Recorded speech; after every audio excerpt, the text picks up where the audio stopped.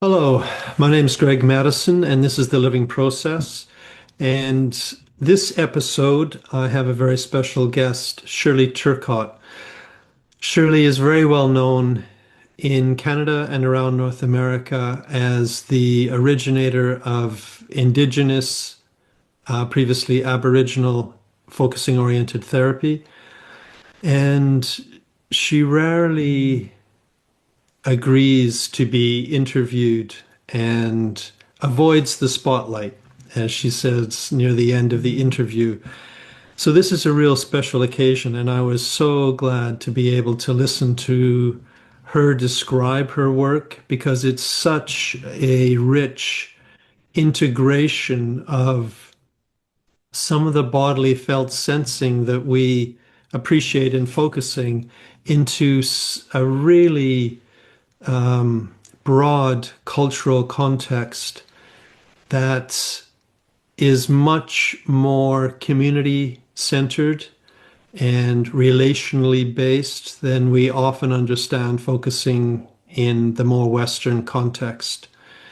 She talks a little bit about the ideas of all my relations and the red line that goes through one's ancestors right into the present moment and the present issue, the importance of land-based focus in therapy. I found it a very enlivening and fascinating account of the work that they've been doing now for 40 years. And it's not just in the therapy room, it's far beyond that.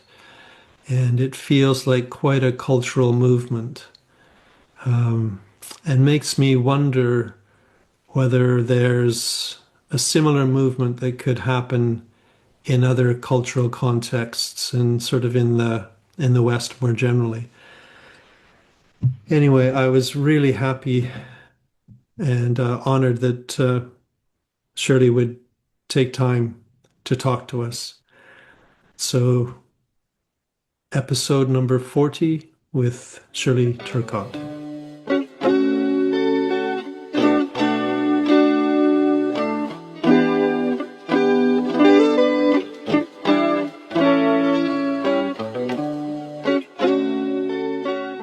Hello.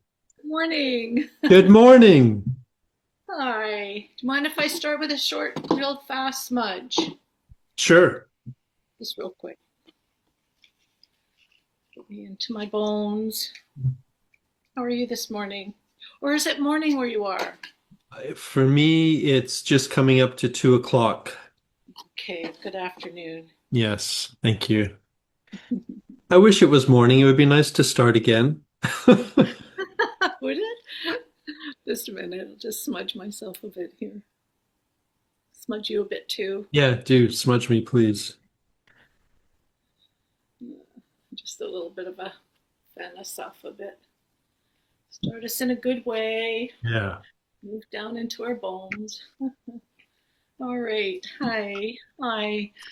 Hello. Yeah. Welcome. Thank you. So I want to just welcome you to the living process. And I know that you're very well known within the focusing world and far beyond the focusing world. Um, I always like to start just by asking people how they got into focusing or focusing oriented therapy or whatever, how you ever found it. Yeah, it's quite the story, and Mhm. so I was way back late '70s and early '80s. I was doing a lot of Indigenous psychotherapy, and I was trying to bring Indigenous psychotherapy more uh, the into the eye, mainly into the Indigenous eye, into the communities, right? Mhm. Mhm. And there was a lot of pushback about what is even Indigenous psychotherapy. Like it was just I was introducing a whole new word, which was not, not exactly acceptable in the well, it's too fresh. And Mary Armstrong, a beautiful woman who just recently passed, bless Mhm. who I loved and have known forever, she was she would come to some of my workshops, and she said, "What you're doing is very familiar to focusing." Mm. So that's how it happened. She would she'd say, "You really need to know this tool because," well, she didn't call it a tool. "You need to know this process," or whatever the words were. Um, and um, and so I was really busy. So I went. I don't even know where I went, but I went to meet Gene in some city. I think it was Chicago or New. I don't even know what city it was. He was doing a workshop. I went down, and I kind of liked what I was seeing because it was an inward process, and it kind of connected with all my relations, Indigenous philosophies in some kinds of ways. Hmm.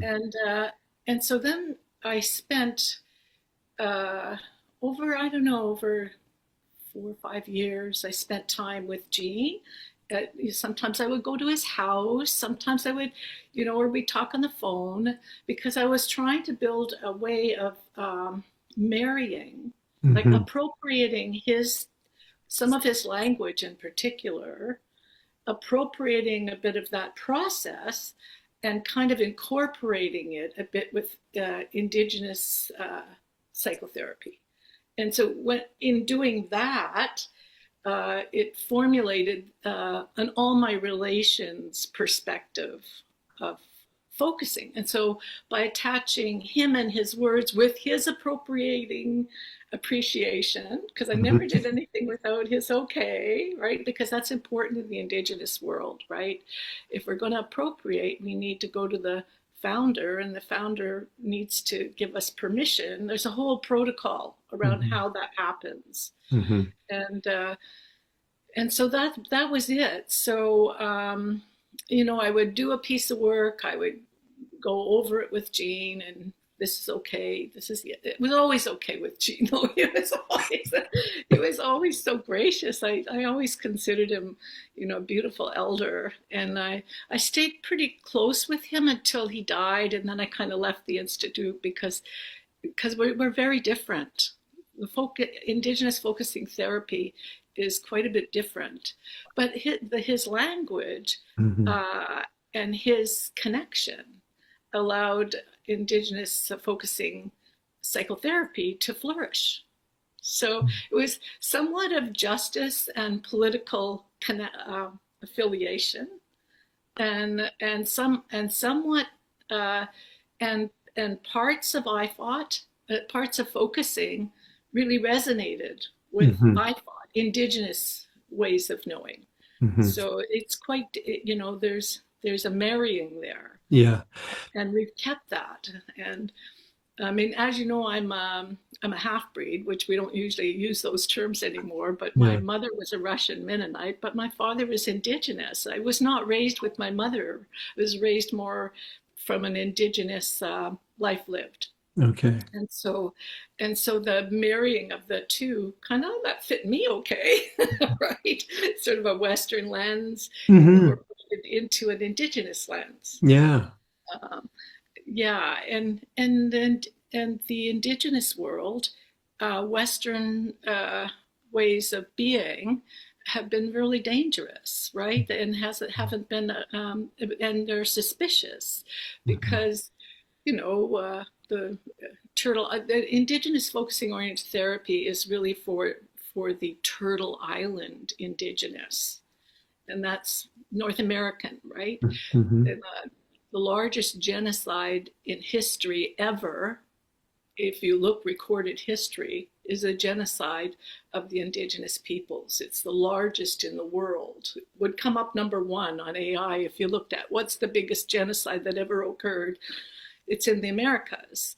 And so, we're just coming out of genocide, and we still have genocidal issues that we're still trying to handle. We're still losing a lot of our children. Hmm. Uh, we don't have land back. There's a lot of atrocity, uh, intergenerational and ongoing. The murdered and missing, right? It took me 50 years to find my brother, who I just found, right? From the 60 scoop. Kids were dispersed and sent all over. I was sent to Texas, right? We were all, children were sent overseas, they were scoop taken. So we're still in it.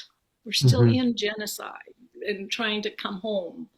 Whereas, languicide was a big problem. They took all our languages away. So trying to find a safe language for Indigenous psychotherapy was a huge challenge for me. Yes. Gene's language, the language he uses, Yeah. is less threatening from a psychological perspective for Indigenous.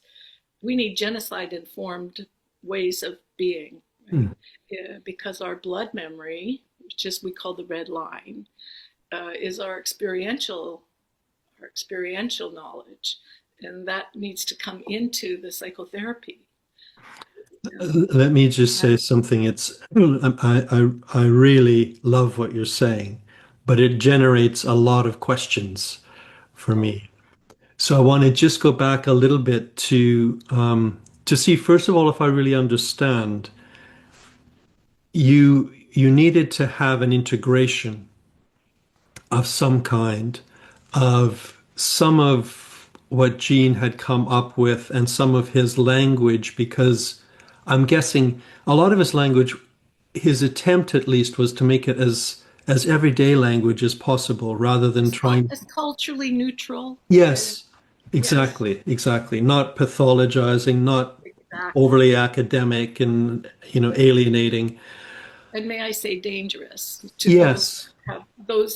who have been languicided, which is Yeah. huge for the Indigenous community. Languicide is huge. Yes. It's a murder of culture and everything. So you were very careful Yeah. about what you brought in. And you also were very respectful back to Gene about, not wanting to take something from him and use it in a way that he wasn't approving of. So I really appreciate that. But my first question is, it sounds like focusing gave you at least partly language, but also maybe more than that. I'm not sure. But that you Gave me you were power, like power. Western power, that Okay, yeah. Indigenous were still being so oppressed and Yes. suppressed Yeah. that if you just called it Indigenous psychotherapy, Yeah. it would not be received. Okay. So he was like the oil that could help receive the medicine. Yes. You need something to pass the medicine forward, and no one was going to. And so we needed something like Gene, who was Hmm. willing to allow us to appropriate it, to Hmm. bring those medicines forward. Hmm. Something about the world that he was in, bringing that in some way, sort of being able to pass it through what you were doing so that others could understand it and respect it more. I think Gene understood genocide, Yeah. and I think he understood that we needed something very different, Yes. that could be alongside. Hmm. That's how I would put it. Hmm. Um, Yeah. and he kept me close, which was very helpful. Right, he was Hmm. always accessible to me, and Hmm. he would even call me. So Hmm. he was reciprocal. He was Yeah. so respectful in a cultural way. I don't know, the protocols of indigeneity, requires relationship. Hmm. If you don't have relationship, everything is in relationship in the Indigenous world. Hmm. Past, present, and future is all here right now. Gene allowed for us to be in relationship, which then allowed us to work some of this stuff forward, and that Hmm. that, that was powerful. It sounded to me as though you're integrating it into a much larger cultural context and world. Well, also you have to understand that the experiencing of Indigenous peoples is not personal. It's all, well, there's some person, but it is an all my relations experience. In Hmm. other words, the felt sense is not me, my, or I. Hmm.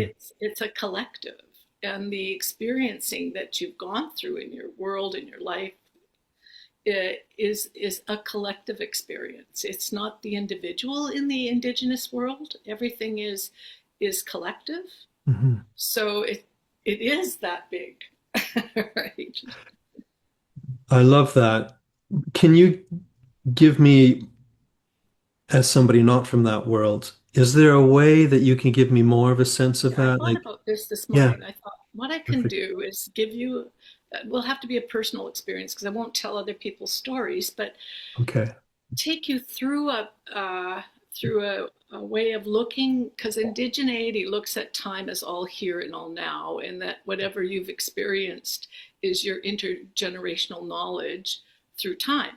And that, so if there's a flashback and you're traumatized by something, Hmm. something's triggering you, we see that as an invitation, an incredible invitation. It's so respectfully another time that's all here, trying to show you something Hmm. that might be critical to what's going down now, right? Hmm. So you're so and that whatever your flashback is, or whatever is coming through your body, your bodily experiencing, that doesn't belong to you. That belongs to the experience. So it could be part of the whole thing. So I'll try to take you through. Yeah. And then there's the other thing, is that everything is related. All my relations aspect of Indigenous psychotherapy. So I'll try to just say, okay, so something's happening in my life here. I get triggered, and I find myself um, in the East. Okay, first I have to explain the East is where your body uh, is like in the East, and you can see I'm a little girl or I'm a younger. It's the childlike space, right? Yeah. And then the South is like the teenager space. So time is broken down into quadrants. Hmm. East, South, West is here I am with you. We're in the West. I'm present and completely current. And then there's the North. And the North is where you're in all my relations. And that is where you're part of the cosmos and everything. You're related and into the all of it. And so something happens to me today, I get triggered, I'm in the East, I'm observing that, and then I open up, where am I, where it's like this, and that opens, oh, I'm in the basement, I'm being raped. Okay, what else is happening? So you don't relive any experiences, you start using that flashback as an opening to see, because it's all over, it's already taken place, right? So Hmm. I can then see, okay, what happened? I moved into the wall, into the concrete, a wall. So I'm there on the bed, there I'm in concrete. And then that's when the kind of the magic starts to happen. That's when you go, okay, never mind what happened over there, be in the concrete. What's that there? Um, okay, what is the concrete doing? What is concrete? Okay, so I'm in the concrete, it's holding me, it's cooling me down. The concrete's cooling me down from this hot stuff that's going on, this horrible hot stuff. I'm cooling down. Even going even further, what is the concrete? For, let's see, you're in relationship, the concrete is as alive as you are. It has as much personality and information as you do, because all my relations means everything is alive. Hmm. Everything is in flux. Everything is part of it. So let's see, what is the concrete? It's stone, it's made of stone and water. Well, that's stone and water, that's medicines, right? What's that? Stone and water. That's like stone is the oldest ancestor of all. Okay, I'm being looked after here. And just lets me go even further. If this stone, uh, is there more? Okay, yeah, this stone is, if this was an actual ancestor, okay, well, in this case, this stone, yeah, this is my great grandmother. My great grandmother's here. So what you're picking up there is your orders of attachment. instead of your attachment disorders. So with those orders of attachment, then conversations can happen, whatever they might be. What that place knows and can tell me about the now situation, that might be helpful. Let me just see if I can, oh yeah, it's saying, be a stone in that situation, right? Whatever. So not only does it, help you be beside the atrocity without it and lowering your entire nervous system. It allows you to pick up medicine and information that will currently help you respond with today's problem, whatever that problem might be. The information will be there. But that, that once you're down in there in time, down in time, your bodily experiencing, let's say I go back to that experience and I don't go to the wall and I just notice instead, because you can notice anywhere because time is all around you, the experience is all there. What am I feeling there after or whatever? Let me check into my body. It's like it's like a wanting to pukey thing here. So then you could check even more. Notice, is that all yours? And then when I notice it, that pukey thing is the whole thing. That's my father's pukey thing. That belongs to all of us. That's not just me. So those huge, heavy duty, massive, horrible feeling places if they're that big, they're generally not you, they're part of all of it. And then where would I need to put that down? And that's where land comes in so beautifully. I could put that, let me just check where would I put that, and only the client knows, okay, that's going right to the left of my house over there, into a patch of a patch of poison ivy. I don't know what, but that's where it's going today, right? You can never guess. You can never, only your client knows. So you're really facilitating this movement through time, where everything is interconnected and everything is relatable, because all my relations means every single thing is alive.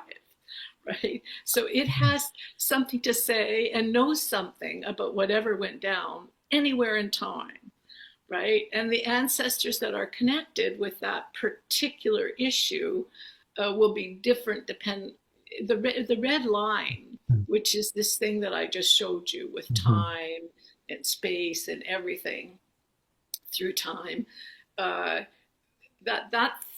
whole thing will look very different depending on whatever issue it's anchored to.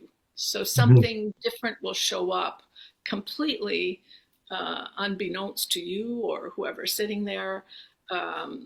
So you can't predict, you can't prepare. Yeah. Right? Because the red line isn't all my relations line, and it's where all the orders of attachment lie. So you could have been diagnosed as attachment disordered. As soon as we get you into learning this modality of how to connect interconnectedly, all your orders of attachment start sweeping in. It actually changes your whole neurobiology. You start to walk differently in the world. Can you say more about orders of attachment? The orders of attachment, Yeah. usually when we're meeting people who have been through genocide or trauma, things have been broken really badly, especially if it's an intergenerational genocide, like in North America, like in the Americas, it's an intergenerational ongoing genocide. So, we still don't have clean water up north, right? We still don't have languages, so much is being still murdered, right? And still being lost, that people come in to psychotherapy pretty disconnected and maybe have had a whole bunch of labels. You know, you never had your mother, so there's an attach. I never had my mother. I don't have an attachment disorder because I don't have my mother. But everything is geared up in the Western world to look at everything in the now and current. Hmm. It doesn't look holistically through time and through the generations. And in the Western world, things are dead or alive, and so you don't even open to the attachments that are all around you, the land-based attachments and the intergenerational attachments, which includes ancestral and the plants, the animals, everything that's all there. So um, when someone comes in, they've been colonized. We have to decolonize them, right? They've been colonized. I, me, mine, and now. And in the Indigenous world, there is no I, no me, no mine, and it's like quantum physics. Past, present, and futures are all right here, right now. So time is very big.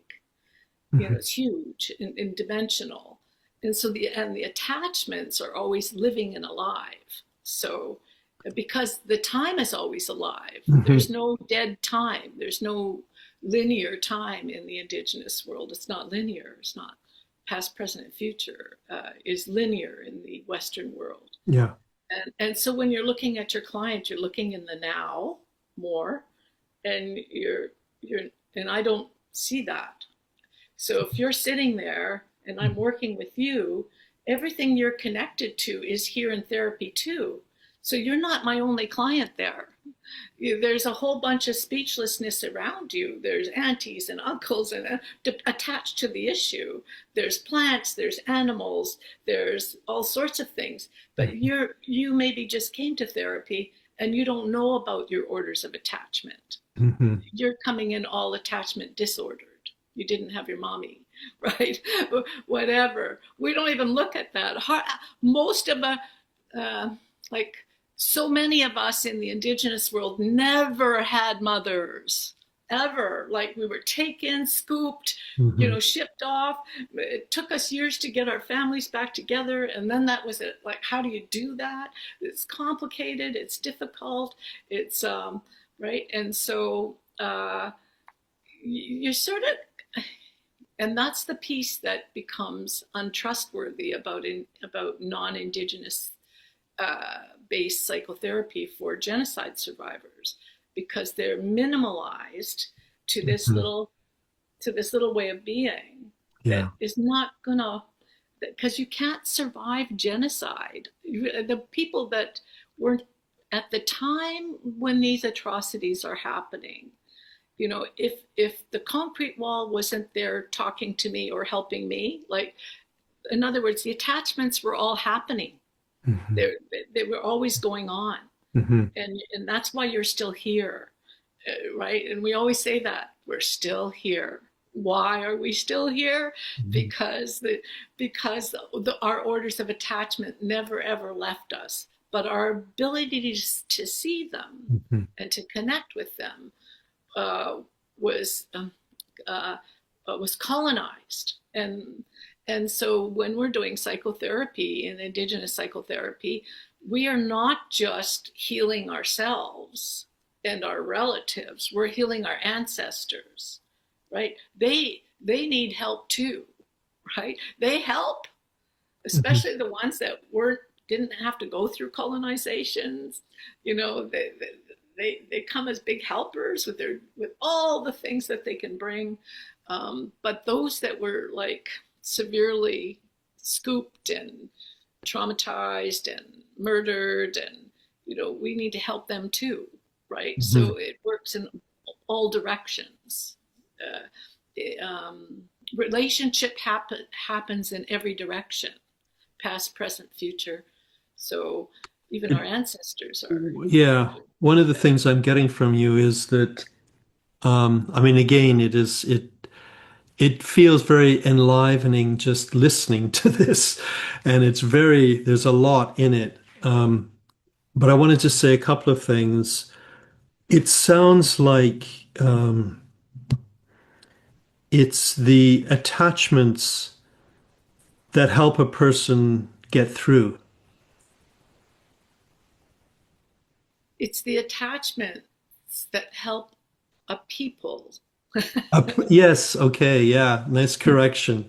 And that means Yeah, you're never alone. yes, And exactly. that's the thing Yeah, that, you're never alone, which means that that's a huge, huge thing because yes. a lot of Western therapy, uh, there's this crushing stuff about being alone. Mm-hmm. And, Mm-hmm. and that, if I'm in grief, I'm in grief with people about a something, Yeah, right? I'm not alone yeah. here, right? I'm interconnected, Mm-hmm. and it's like this, the tree is here with me right here, or the whatever. If I in every grief I'm in, I can look at that grief and unpack it and see who's doing this with me, Mm-hmm. right? It's a very collective psychotherapy. It's not very individualistic. That doesn't mean you don't have your own individual. Like if I'm right now, I'm deeply grieving leaving uh, the territory of BC, right? Mm-hmm. Where I was there since 1980. All my connections, all my Indigenous connection. It's Mm-hmm. like it's a horrible thing to leave. It's big in my body, Yeah. but if I move into my body and I check in through the east, the west, the north, the south, right? If I get into the north a little bit and check into that, who is doing this with me? And oh my God, there's so many doing this with me, holding me up through this time. I'm so not alone. I can just see the faces of Mm-hmm. so many that hold me through this time. So you're never alone with your struggle. Mm-hmm. Because if you can get into the north, you can actually relate with, okay, who is it? How many, what? And I see there's like, I'm just being held up by so much. But And when so, you say that there's so many with you, I'm assuming that there's so many with you through time in some way. yeah, It's not my just, grandmother, yeah, no, it's exactly. through time. Yeah. Time is very big in the Indigenous world. Mm-hmm. That is this circular time.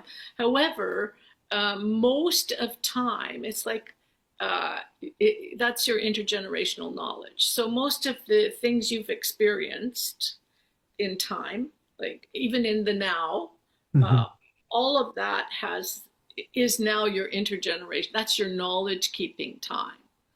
That's not your damaged time.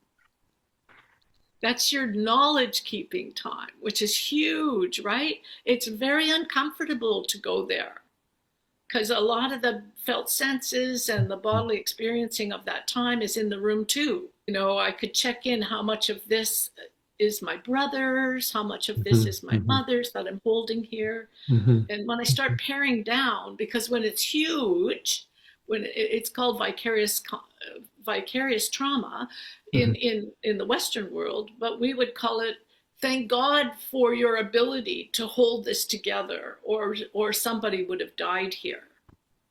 Like if you can't all share this, Mm-hmm. if I can't pick up my mother's depression, Mm-hmm. she might die there, and who's going to bring the bread to the table? Yeah. Right? So then I need to see, okay, how much of this is mine? How much is mine that I carry for my mom, right? So that she could survive. We're very good at surviving genocide when we're in it together. And so we collectively pick that all up.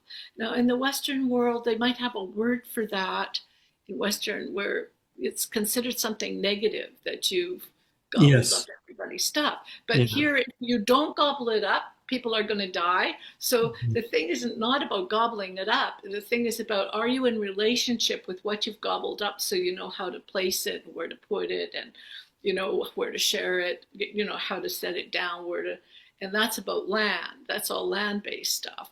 So don't ever stop gobbling.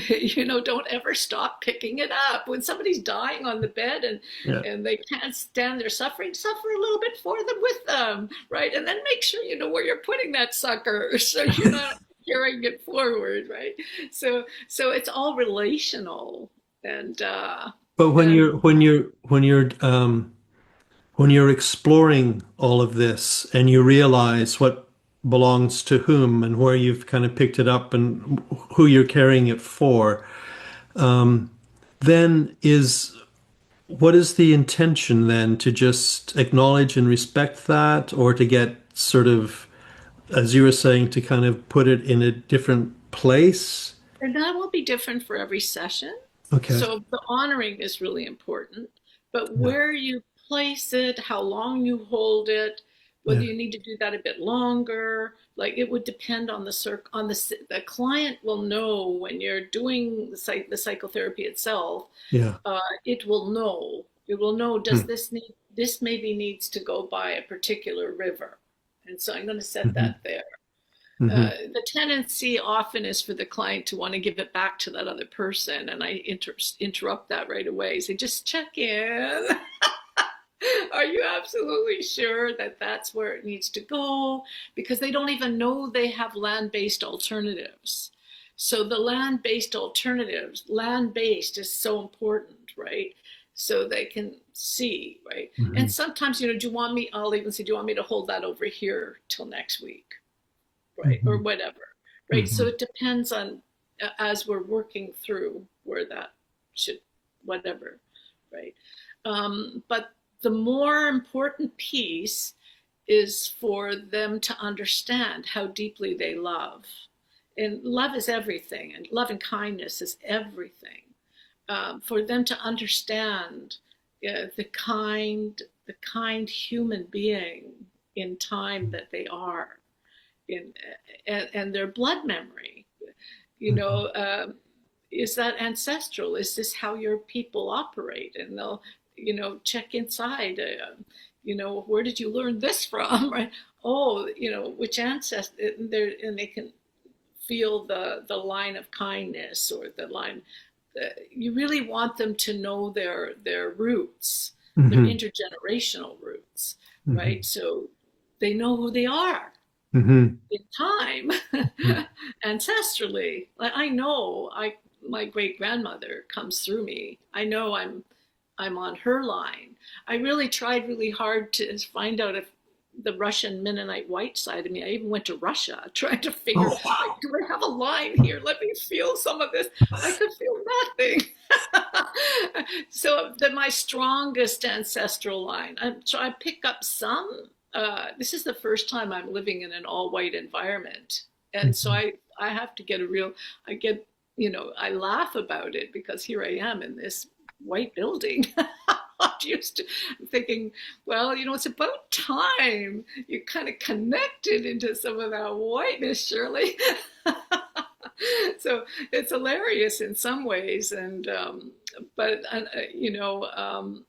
some of these lines, some of your intergenerational roots are pretty solid and strong, and that blood memory is just like whooshing through your system, right? Mhm. Which is, in my case, comes up through my great grandmother, just whooshes through me. Mhm. Um, and So I want that for my clients. I want them to be able to, not just be here, but to be here, Yes. right? And Yeah, to yeah, know yeah, yourself yeah, through time, yeah. and love yourself. And you get so many, it's so rich. Do a lot of the people that you work with, do they already share this vast understanding of the Oh, culture? I thought is open to, the only thing we ask in I thought is our instructors and coaches be Indigenous and have an Indigenous life lived, and Mhm. then be graduates of I thought. So they really have the visceral understanding by that time Mhm. of themselves through time, and it's easier for them to be instructing and teaching and coaching and helping when they Mhm. have this deep experiencing. Um, so people come in knowing nothing because you're a student. You come in, right? Mm-hmm. This is all teachable stuff. And so we have an actual, a program without. Mm-hmm. It's step by step. Mm-hmm. They learn how to make the right space, and they learn about how to observe themselves in the East and observe themselves in the West. They learn how. This is all teachable stuff. Like Mm-hmm. Gene, where he Mm-hmm. taught you how to go in. People come into the room there, they know nothing. And the hardest people to teach, I find, often are the psychiatrists and the psychologists that have already all been trained, Mm-hmm. right? And they really have to undo a lot in order to Yes. Yeah. be in a lodge, to be lodge based, to be land based. It's Mm-hmm. like they got to set all that other knowledge aside. And I say, keep it. You never have too much knowledge, right? And focusing isn't good for everything. Have a gazillion tools in your toolkit, right? But while you're doing IFOT, you need to set all that down, because now you're going to learn a whole other way of being, right? And we just graduated 24 psychologists, mainly from Alberta, and some of them are non-Indigenous. Most of them are Indigenous. So it's for everybody. I thought Mm-hmm. it's for everybody. But it's particularly for people working with Indigenous peoples from Turtle Island who have been experiencing ongoing genocide, Mm-hmm. right? So that's where we focus a lot of our. Um, Anybody can learn it if they're willing to take the time and sit down. We meet with them in our program. It's every 2 months for a year. Every second month we gather. Some of it's hybrid now. Sometimes they teach some in person and some online. And Mm-hmm. some, because of COVID, we had to put some online, Yeah. which I was really nervous about. But it seems to be working. It was against we have an IFOT collective of Mm-hmm. Indigenous elders like myself. We make the decisions for IFOT. So I don't make the decisions anymore. I try not to make any of them wherever I can. I try to step back as much as possible. Yeah. So, and it was this decision was that they were going to do this, and so we did adjust it, much under my duress, because I didn't think it could not be done online, but they did, and bravo to them. So after COVID, I was hoping everything would go back to in person, but it's very expensive Yes. because you have to fly instructors in and coaches in.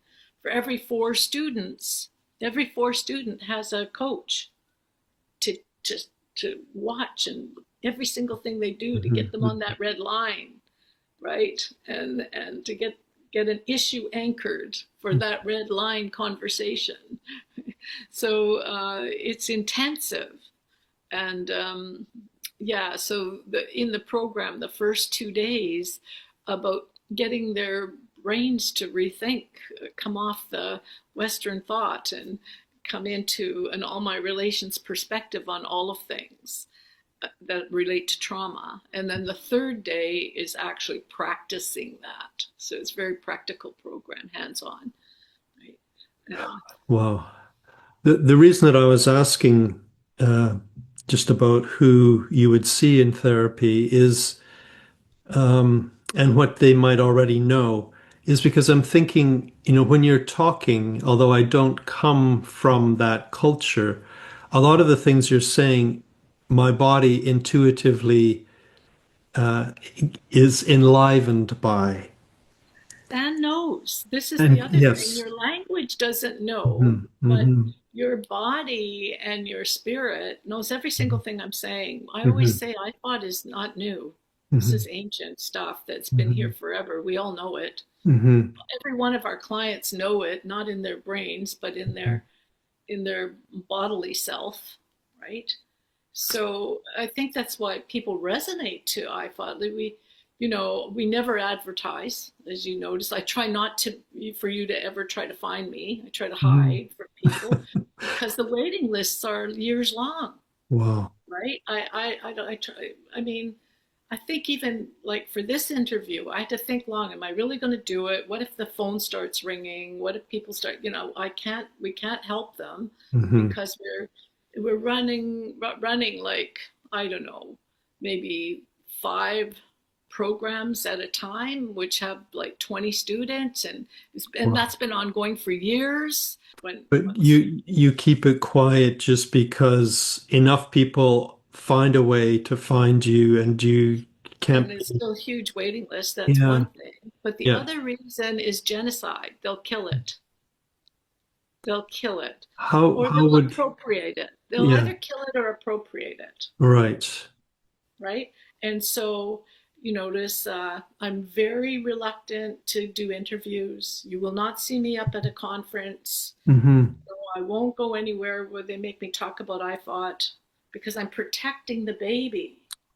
Yeah. Because the baby always will be murdered. In the Indigenous world, our babies get murdered. I hate It's to say it, yeah. right? And at the same time, I thought is like a wildfire. I thought has lasted for over 40 years. That's unthinkable for an Indigenous program. Hmm. Unthinkable because they get wiped out as soon as they're, you know. So all of that protectionism, and I'm not going to tell you what I'm really doing. I'm Hmm. not going to give interviews, and the secrecy has worked quite a bit. Yeah. I just Yeah. work behind Yeah. the scenes. Yeah. Don't work in the big. And like you said, it would just surprise me when you first came on and you said to me, "You're well known in the focusing field." How could I be well known? You wouldn't see me anywhere in the focusing field. Well, that's interesting that somehow Yeah, it's getting through, even though you're not easy to find. yeah. Yeah. Can I just ask, when you were first talking about focusing and finding the similarity between what you were already doing and what Jean was talking about, it sounded as though there were some things that really resonated and worked well. I'm wondering if there's some things that really weren't right for you to carry into your teaching and program. Well, I think the main thing is looking at the felt sense Yeah. uh, from a non-collective perspective. Uh, but at the same time, having said that, my gosh, we can talk about a felt sense Hmm. differently. Hmm. But my goodness, here we are together. You Hmm. can look at the felt sense and Hmm. it be all, yours or whatever that is. I can look at a felt, it's still all a felt sense. Hmm. I can look Hmm. at it way more broadly and Hmm. more, through time and more collectively, because the felt sense generally isn't even you, right? It's connected to something that's vicarious and that is intergenerational, and that you are just a small little piece of the felt Hmm. sense. Hmm. The you of it is just a small part of the felt sense, Can right? I ask a question about that? Um, and again, I'm not exactly sure if it is a question that makes sense, but the question is, for me, if I'm focusing and I have a felt sense, and it's a felt sense that really quickly I realize this is more than me. And maybe I even get images or senses of people in my family or where I came from or growing up on the prairies or all sorts of things that I think this is broader. The question sometimes is, why is it coming through me? Exactly. So it depends, and this is the other thing about focusing Hmm. that I find, like you said, what is the thing that gets in the way for me? Hmm. Is just what you just did, Yeah. because it's not anchored to anything, and you don't know what it's attached to. So in I thought, Hmm. you first find out what your anchor is so you know what the hell it's attached to, right? So let's say I don't just go into my body Hmm. like that. Hmm. I into a felt sense because Hmm. it's like a nebulous thing that, oh God knows what. And it's dangerous with genocide because not only that, it could take you to some, insane. It helps you dissociate instead of helps. It can be very dissociative. So let's say a client comes in and you don't ask them to go into their body right away. You would first say, what are some of the problems? What are some of the issues in your life? And you find out what one of their things is that you're going to target today. And once you've got the target, you anchor that in your lodge. In other words, okay, it's about it's about my 3-year-old son who vomited at school and the teacher blah blah blah or whatever. And so you put that there on the lodge. Oh, you can't see me, but there's actually a lodge in the Indigenous world, and the psychotherapy doesn't happen across. It happens down on a lodge. Okay. So a lodge is the gland itself. You work from the land up.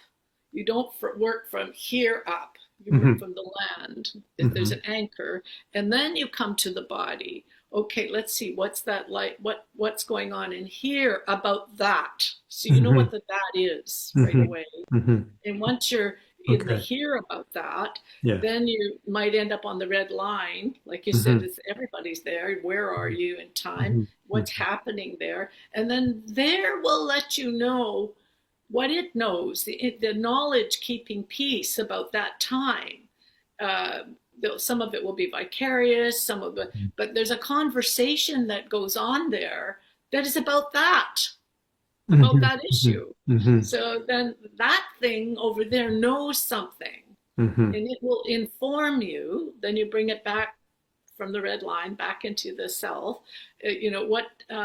What's that? All of that trying to tell you about that, right?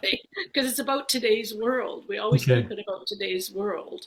And it'll give you a sense of what you need to do next, what's going, a whole bunch of information. So the anchor is critical. But the anchor is also, it sounds very personal. Well, the issue is a personal issue for sure. Yeah. Right? Exactly. But so you need conversation about, remember I said that the red line will be specific to a particular issue, and that whole red line will change depending on what issue is being presented. So your personal issue doesn't belong to you. It belongs to that intergenerational everything conversation that will be, it's like a grandmother coming and saying, hey, Greg, this is what you need to do, right? but it's like your issue is the current spot of that red line. Because if you just go into the red line, there's so much there. How would you even find out what is related to that, right? So again, you anchor with an issue, a situation, a thing. And also it'll cut all your dissociation down. I don't have clients dissociate in my office. They might go to places where there was memory dissociation, but there's no current dissociation going on in IFOT sessions. There are memory dissociation, places where there was some dissociation. Right? So, which is really important when you're dealing with genocide or PTSD. Right? You don't want your client dissociating on your couch, because what the heck, right? So that's why the anchor is also very critical, because they know what they're working on. Yes. So you wouldn't, as some focusing people might, and as I might sometimes, start by going into grounding yourself first, but not in an issue. But start by just noticing that you're feeling something and you don't know what it's about. I would never do that. You wouldn't do that. It's dangerous for genocide. Okay, interesting. Because God knows where you're going to go. And we've learned that over and over and over again in genocide-informed psychotherapy.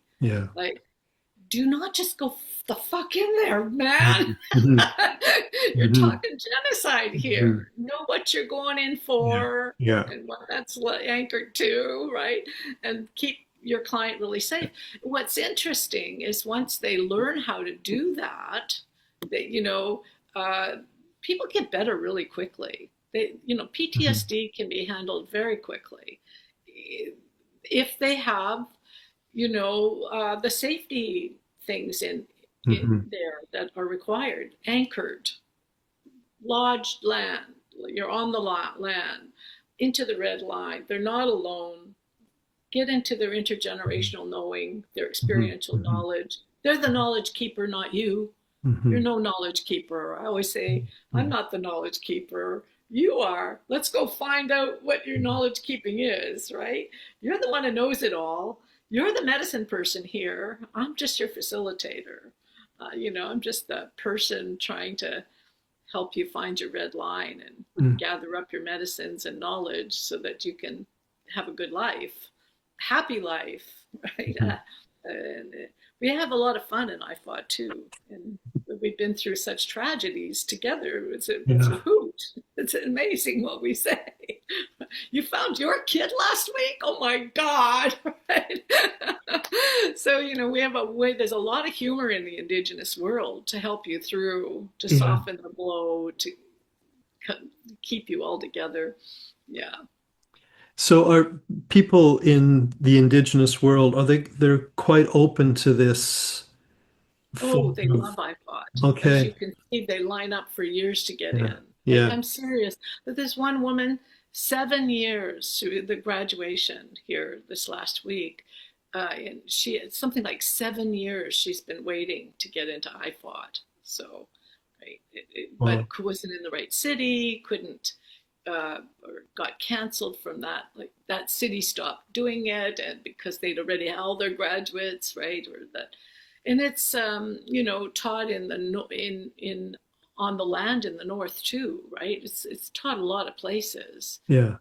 It's not always your university classroom. Sometimes Yeah. it is. Hmm. And how about, is it always um, not in the training, but in the actual work when you're working with someone, is it always one to one? No, it's not always one to one. You Okay. use it for group therapy, you can use it in family therapy, you can use Okay. it in couples counseling, you can use it in one to one, you can use it in classrooms. Yeah. Like we teach it we teach it in layers. Like if you're a frontline worker, you can Hmm. take IFOT with the psychotherapists, right? Your job is to leave out the crux. So most of the work you're going to be doing is forward moving, but you're going to be doing the same kind of work, but you'll be not doing the therapeutic relationship and the crux. So they take those tools, out to the classrooms, Okay. to the field. We even have police officers who learn IFOT so they can do a better job in the field when they're working with Indigenous communities, nurses, doctors. And the hardest ones for me are the psychiatrists and those that are deeply trained in psychotherapy. You know, that's the hard part. Mhm. And people have to get used to that you're not allowed to ask any questions until the last day, the afternoon of the last day is full of clinical supervision and questions. So they have to sit on all their questions because we're, we're flying into a city. We can't Mhm. afford to waste any of their time, and their communities need them now. So it's really intense. It's just work focused. There's Mhm. there's no navel gazing, right? Do, and then on the last day they get to debrief. Usually by that time they're too tired anyway, and then you don't have to answer any questions. Not true at all. Not true at all. They have a gazillion questions. But when it's in the group format, do you revise the way of working at all, or? Well, like right now in Canada, they're running program across we have a lot of things like murdered and missing Hmm. women, groups across the country to bring in. Right now, we're doing all the um, the men and women who were sterilized by the state, right? Many of us were sterilized, Okay. right?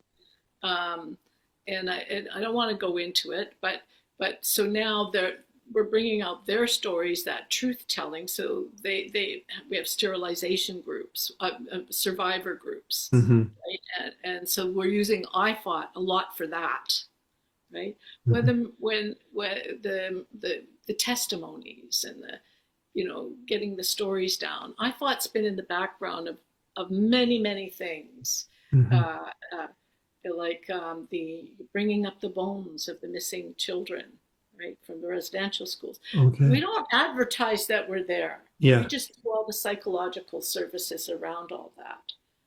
But and so we're using aspects of, there's all kinds of aspects of I thought. Mm-hmm. We're teaching, people how to sit beside horror, uh, you know, uh, how to, as survivors talk, how to set that in land. We don't use these words. They don't know this is happening, Mm-hmm. but a whole bunch of I thought is happening Mm-hmm. in a myriad of things across this country for truth and reconciliation when the survivors were telling their stories. Yeah. The I thoughters were out there in hundreds, uh, being able to lay down the atrocity. So again, that frontline work, Mm-hmm. like in the downtown east side, where most workers are trained in what's called Indigenous tools for living. They might not be trained as, there's two programs. There's Indigenous tools for living, where we leave out most of the crux and all that, but a lot of this is on the ground that you can do right now to save somebody's life right here at this point, When you right? when you And all say kinds of tools there. when you say leaving out the crux, what is it that exactly you leave out? You forward move your questions. So let's say I'm in the field and someone's suicidal. I'm going to use a lot of IFOT to help them download that. How much is this vicarious? How much is this your mother's? How much Okay. is this your friend at school? And I'll be using land. They'll be putting stones down or whatever it is. I'll be Mm-hmm. using something there. So I'm still using a lot of the clearing space and the unpacking. Yeah. But then I'm not going into any memory places. Where are you? Right? Yes. Okay. Crux is when you're in the deepest. You're not in the basement. Well, this is you leave. You can pull the whole crux out and set it beside you, and just forward move them, and they will get a lot because Mm-hmm. they'll learn to unpack. They'll learn to track.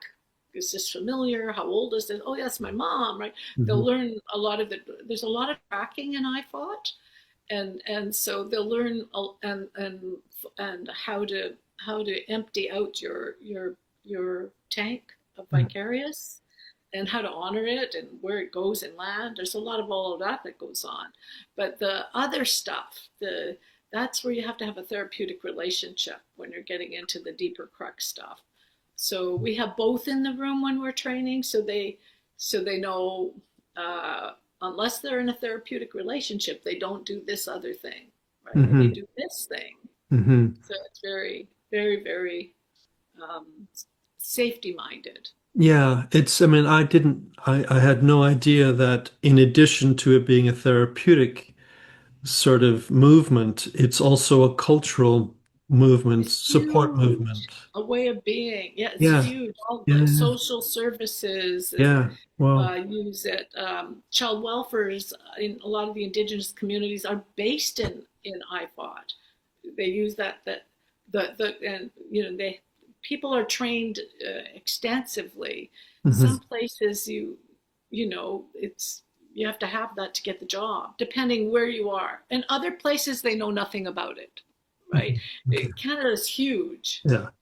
right? Yes. So it's like a movement in terms of cultural Mm-hmm. movement, and That's it's yeah. very culturally neutral, like extremely culturally neutral, so that the person sitting with you, you as the clinician, can never bring, you bring it out of them. You don't put it forward.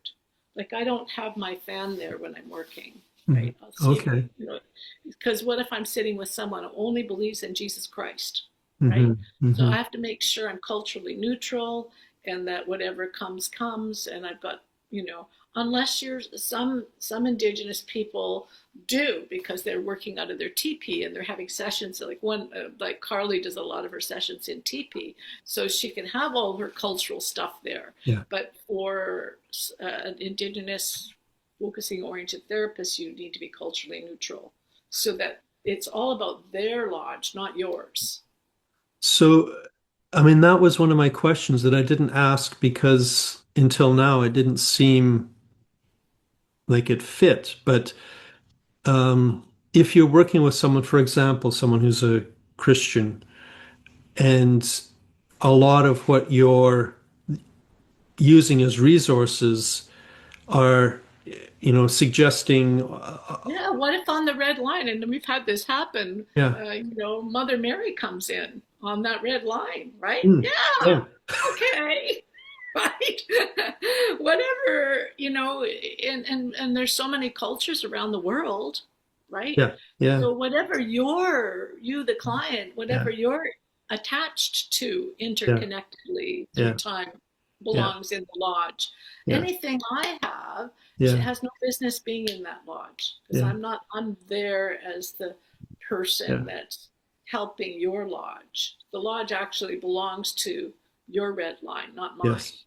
That's, However, yeah, mine might be invited in for yeah, something important, and then it'll reveal itself whether I need to bring something of me there, which is not often, right?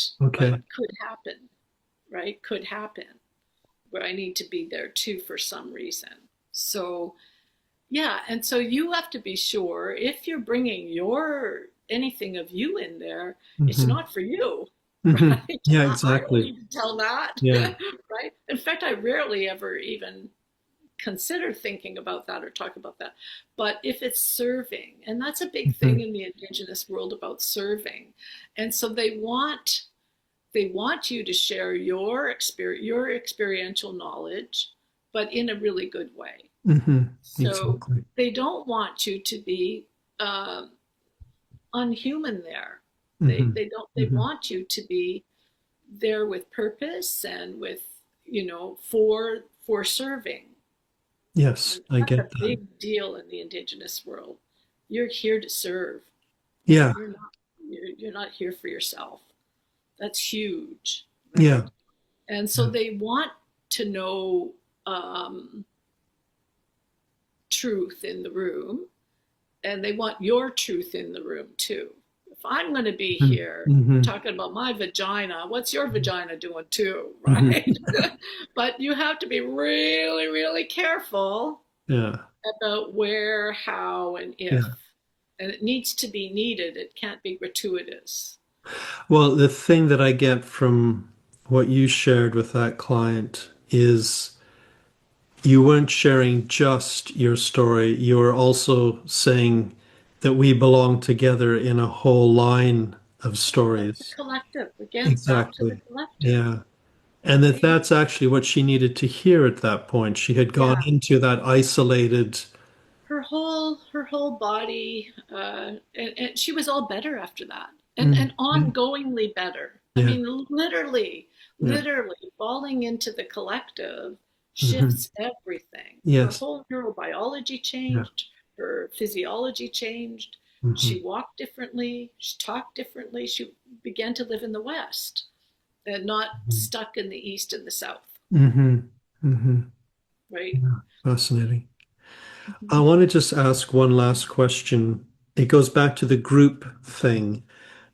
Just because you were saying how important it is to kind of ground the issue in the lodge, and that only then do you begin to sort of work. You would never go straight to the body. And I'm thinking in a group, then, is there that same kind of grounding before a person begins to share?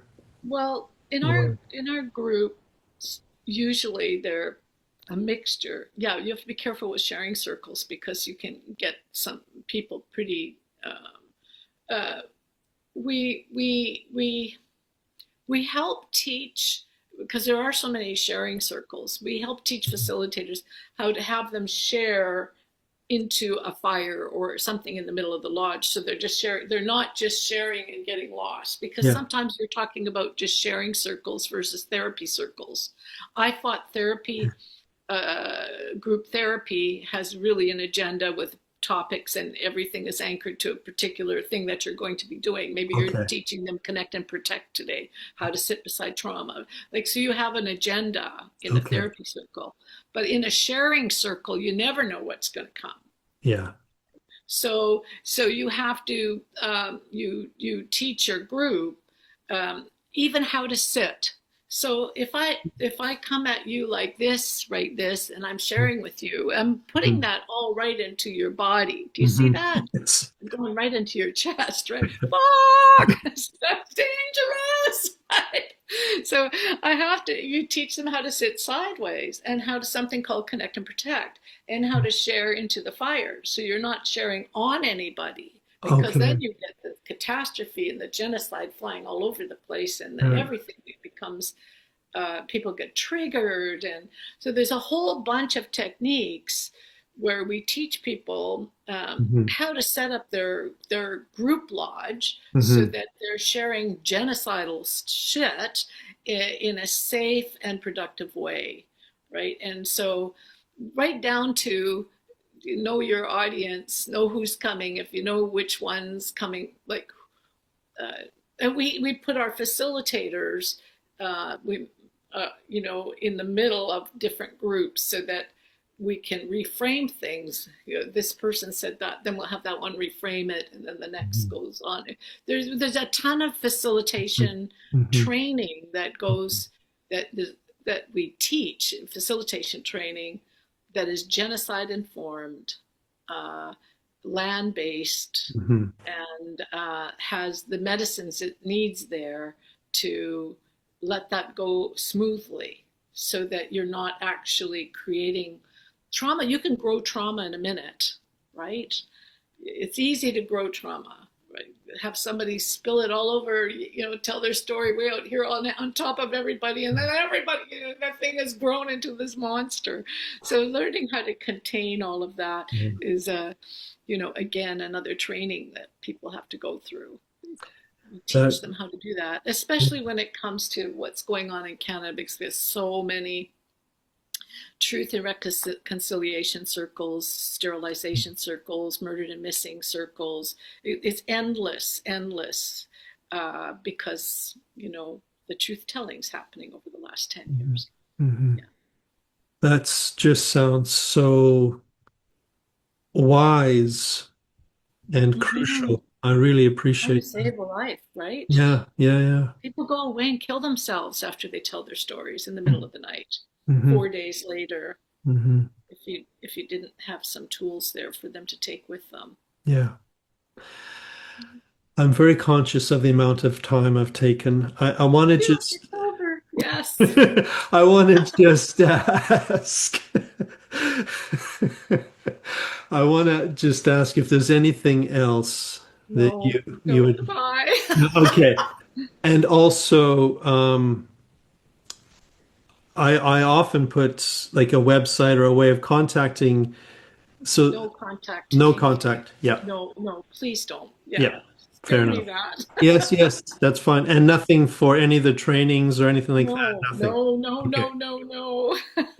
So that's my concern is Not that, even how to find us. well, that's the worry because people are going to find what you've said very interesting, and I think it's going to inspire people. And I'm just wondering, That's my problem. yes, That's why I've exactly. been waiting. I think you've asked many times before, and I just kept Hmm. postponing, Hmm. postponing. Hmm. Yeah, I can't have that. Have them Hmm. come to you. Well, I'm not teaching what you're teaching. Yeah. The Mhm. Aboriginal people are, the Facebook is our main medium for how to get a hold of people, Okay. right? And in iFought. Hmm. So there is, I think you're on that iFought Yeah, Facebook group. yes, I am. Yeah. What if I do this? Just put out the conversation as normal and they'll hear it. I'll leave this in, so they'll hear me say, if anyone is so inspired, the first thing is to see what you can make of it in your own community, potentially, how you can begin to evolve and ground this kind of work in your own culture, your own area. The second thing, I guess, is if you're so inspired and you really, really do want to read a little bit more, find out a little bit more about the IFOT, there is the chapter in the book that I edited. Yeah, and there are a bunch of articles. YouTube Indigenous Focusing-Oriented Therapy. Okay.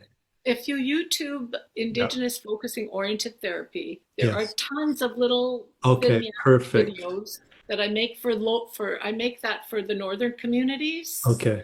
and so they can actually see some of the work there. Okay. Oh, thanks, Greg. I Thank did you it. so much. You did it, and I really Take appreciate it. care. Thank Take you care. so much. Bye bye. Bye Thank for you. now. Yeah. Bye. Bye.